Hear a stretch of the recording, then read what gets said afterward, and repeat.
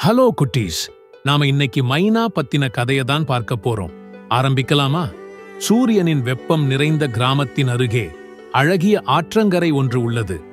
அங்கே மிது என்கிற மகிழ்ச்சியான மைனா பறவை ஒன்று வசித்து வந்தது. மிதுவிற்கு கிராமத்தை சுற்றி பறப்பதும், குழந்தைகளுடன் அரட்டை அடிப்பதும், மரங்களிலிருந்து இனிமையான பாடல்களை பாடுவதும் மிகவும் பிடிக்கும். ஒரு கோடை நாளில் ராஜு என்ற சிறுவன் மிகவும் சோகமாக இருந்தான். அவனுடைய தாத்தா அவனுக்காக ஒரு சிறப்பு மாம்பழத்தை கொடுத்திருந்தார்.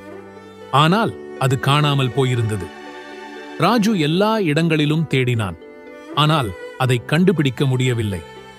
ராஜு அழுவதை பார்த்த மிது பறந்து கீழே வந்தது. என்ன ஆச்சு ராஜு என்று அவள் கேட்டாள். நான் என் மாம்பழத்தை தொலைத்து விட்டேன். தாத்தா அதை எனக்காகத்தான் கொடுத்தார் என்று ராஜு கூறினான். மிது ராஜுவுக்கு உதவ முடிவு செய்தாள். அவள் மரங்களுக்கு மேலே உயரமாக பறந்து சென்று பார்த்தாள்.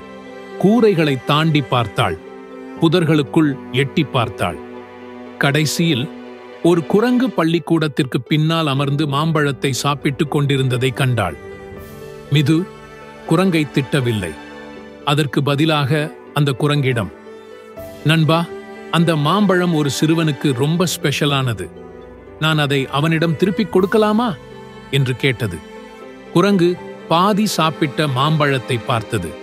பின்னர் மிதுவின் கனிவான கண்களை பார்த்தது. அதை திருப்பிக் மிதுவிடம் கொடுத்தது. மிது ராஜுவிடம் பறந்து வந்து, இதோ உன் மாம்பழம் என்று கொடுத்தது. இதில் பாதி இல்லாவிட்டாலும் இதில் அன்பு நிறைந்து இருக்கிறது என்று கூறியது. ராஜு சந்தோஷமாக சிரித்துவிட்டு மாம்பழத்தை மிதுவுடன் பகிர்ந்து கொண்டான். அன்று முதல் மிது கிராமத்தின் அன்பானவளாக அறியப்பட்டாள்.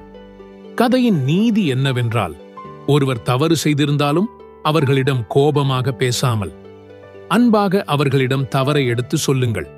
அவர்கள் கண்டிப்பாக தவறை புரிந்து கொள்வார்கள். ஓகே குட்டீஸ், பாய். நாம் அடுத்த கதையில சந்திப்போம்.